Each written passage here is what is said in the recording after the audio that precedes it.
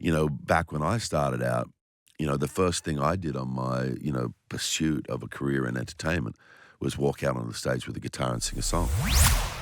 What I think will surprise people is that we're not talking about movies today. We're talking about music, Absolutely. which is great to be chatting. Is that your first passion? I suppose that's one way of putting it.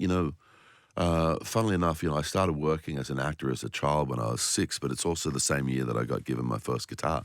So the two things to me have been simultaneous. And, you'll see all the way through my life, starting to make big movies and stuff like that. The music still tags along. And it's actually sort of coming back into more of a prominence in the last couple of years, possibly driven by the time at home during COVID and working with this band that I'm currently playing with. The show's called the Indoor Garden Party, but within the show there's a band called the Gentlemen Barbers, and these shows that are coming up mainly focus on my work with those guys. But I think it was the thing of not being able to tour that sort of like put an arrowhead on, like, as soon as we can, we're definitely going back out on the road. So we had a big tour last year. We play the O2 Shepherd's Bush Empire on the 24th of July. That's We right. play in Leeds, Yeah. and we play in Inverness You do. on the 26th. But Inverness, why Inverness? Are you from, because you've got ancestors from Scotland, is that? Yeah. See, I always knew the Scottish side of my mother's family because her maiden name was Weems. Okay. So it's kind of a direct connection. But only about a year ago or so, I started looking into my dad's mum, who was a Cunningham related to Frasers.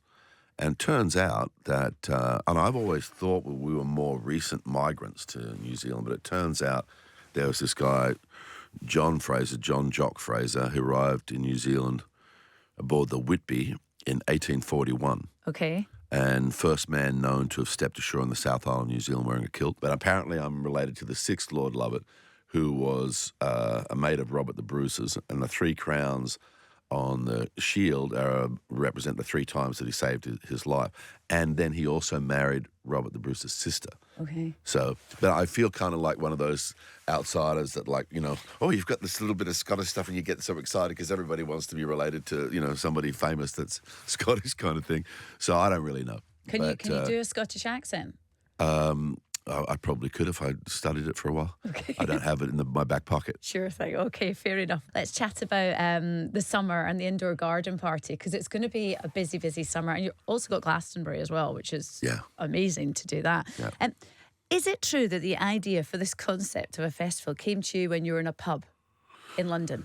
Well, I was mates with Michael Parkinson, and he had this pub, and I was shooting the movie Robin Hood. We brought together these guys as the Merry Men, and just because it's naturally our bent, we were just singing a lot of songs and everything. So we just decided to put on a little show for Michael at his pub. Ended up like hundreds of people turned out, the cast from Master Commander and stuff like that. And it just went around the room, this sort of like idea that you have a central act on stage, but from any point in the room, something special can happen. And that's basically the idea for Indoor Garden Party. The stuff we're going to be playing on this tour is the new stuff, is a new album coming out called Prose, Prose, and Cons. And we'll be, these sets will mainly focus on that new stuff. I guess a lot of people go to music when you're working on movie sets, and you're doing quite an intense movie at the moment in Budapest, aren't you? And I just finished, I've been playing Hermann Goering in Nuremberg with Rami Malek and Michael Shannon. Okay, so then... Just got out of prison on Friday. I mean, an intense movie. Yeah, very. So music, does it... I mean, for me, I go and my meditation is running. Right. Is music the same for you? It definitely has that aspect to it, There's kind of a reset value to it, The example I use quite often is that, talking on the set when I worked with Anthony Hopkins way back in the day, he'd just come off Silence of the Lamb. We were doing a little Australian independent film together. And he was going to go and do a season, I think, of King Lear. And for him, that was the reset to get, out of the type of film discipline and back into the theatre discipline where every night you're running, the beginning, middle, and end of a story, and you have to have the arc of the character in place.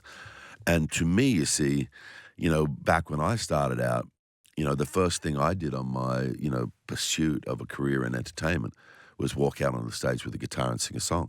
There's an anarchic quality to a live concert where, regardless of, that your set's planned or whatever, you never really know how each audience is going to respond and what might happen in the night, what stories might come up or whatever.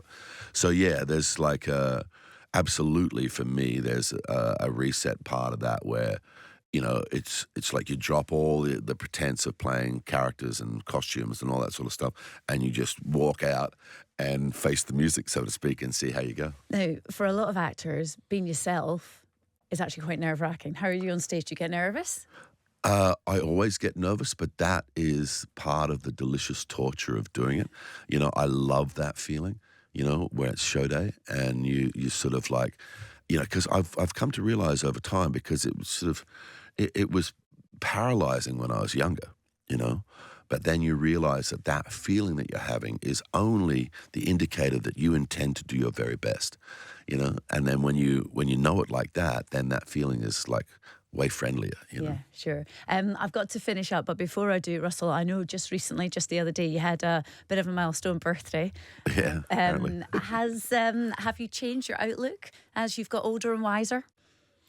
Probably, I think, one of the great things about life is that as you go along, you develop and you learn a little bit more. But unlike many of my contemporaries, I'm perfectly happy in my skin in that regard. And, I'm 60 years old now, and so be it. But I have never been one of those guys that spends their time pursuing their youth. Okay. I'm comfortable to wear the scars that I've earned, and I'm okay with it. Listen, thank you so much. Good luck all summer. I hope it all goes brilliantly, and I'm hoping I get to come and see one of them as well. Cool, that'd be great.